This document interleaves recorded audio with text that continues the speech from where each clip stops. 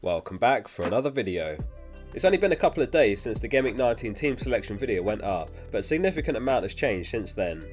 Hope you're having a good Christmas and enjoying the festive period. I'm still self-isolating with COVID, so I've had more memorable ones. But since the team selection video, there's been 3 postponements, including most significantly the Liverpool vs Leeds game, so I wanted to make a follow-up video.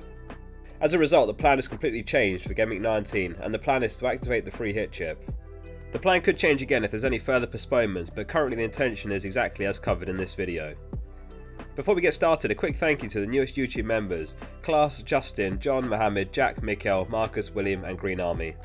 If you'd like to support me by becoming a member too, a link's in the description, which includes early access to videos and a private channel on the Discord where I'll give team feedback. Let's briefly discuss the decision behind the free hit first. This is how the team lines up for Gameweek19 after the postponements as it stands. Once again, we're unable to field an 11. It's been a rough couple of game weeks and I'm surprised that we've been able to hold on to second.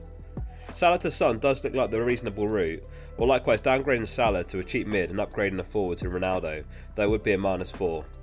Moyes reportedly said it's unlikely that Antonio returns in time for this one after testing positive for COVID about a week ago.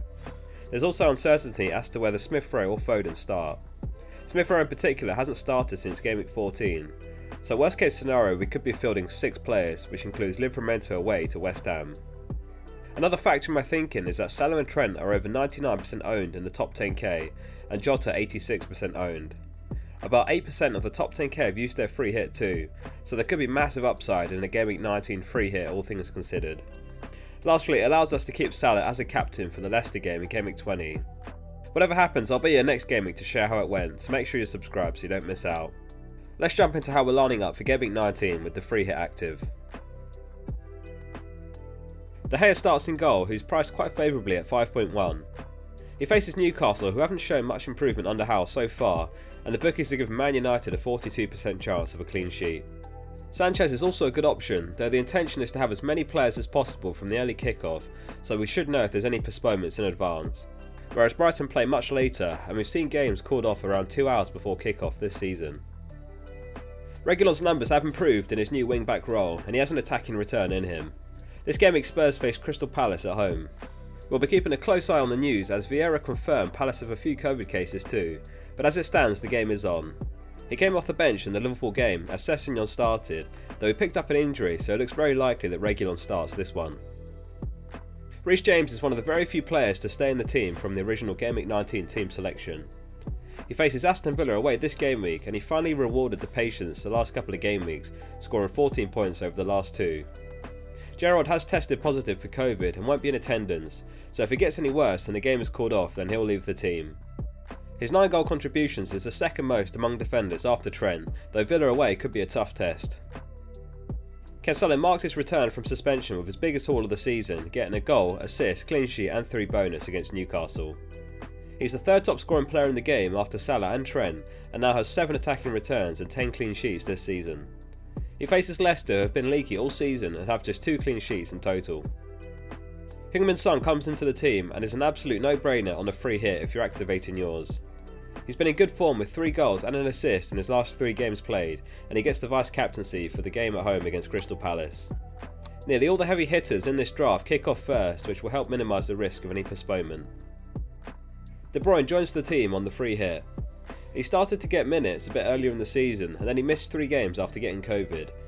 However, he's played the full 90 in City's last 2 matches and appears to be getting back to his best.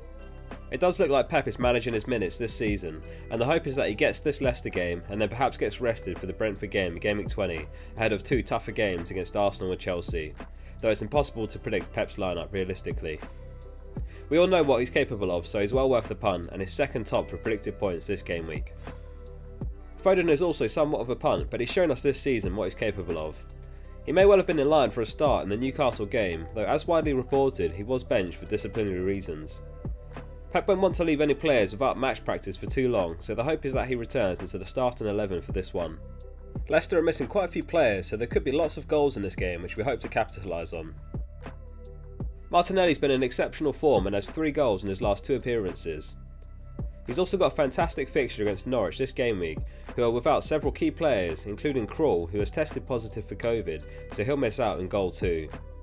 Over the last 4 game weeks, Martinelli is 4th among all players for expected goal involvement, and he's taken 7 of his 8 shots inside the box and created 1 big chance. Saka completes the midfield, who has 3 goals and 5 assists this season, including a return in each of his last 3 appearances. He's been one of the most nailed players in this Arsenal team, and the aim is to take advantage of a depleted Norwich side. Ronaldo is another player who's a no-brainer if you're on a free hit, and he's top for predicted points this game week for the Newcastle match. Over the last 6 game weeks, Newcastle are second worst for expected goals conceded after Leeds on 8.56 xGC. They've conceded 11 goals over that time and 13 big chances at a rate of just over 2 per game. He gets the armband, though his fixture is the only one played on the 27th, which does run a slightly higher risk of postponement, though Son has the early kick-off and gets the vice-captaincy. Lacazette completes the 11. The Arsenal triple-up could be a little bit risky, though Norwich are second worst on the clean sheet odds after Leicester, so we're piling in on the Arsenal attackers to hopefully catch some returns among them. In an ideal scenario, one of our attackers assists the other. Lacazette should be nailed in Aubameyang's absence, and he's on penalty duties too. On the bench it's Gunn, Lamptey, Bruyne and Amati. With Krul out with Covid, Angus Gunn should be in line for a start for Norwich and looks the perfect backup keeper if you're tight for money. Lamptey's an exciting player to watch and could come away with a clean sheet or attacking return in the Brentford match. Bruyne also looks in line for a start, with both Adams and Armstrong doubts for the match. Ideally we'd want a third playable bench option, but the budget doesn't stretch, so it's Amati who's last on the bench. 4 out of the 7 matches this game week kick off at 3 PM UK time, so we're making the reasonable assumption that we'd know before the deadline if a game is postponed. It's hard to imagine the Premier League announcing it less than 1.5 hours before kick-off. Therefore, the only players of a later match are James, Lamptey, De Gea and Ronaldo, which doesn't leave us too exposed. If we get any late news or postponements, the draft could change, but as always I'll post my final team on the channel and on Twitter. If you'd like to follow my team throughout the season, make sure you're subscribed. For now, that concludes today's video. Thanks for watching. Let me know in the comments what your plan for Gameweek 19 is. And if you enjoyed the video, please drop it a like and subscribe if you're new.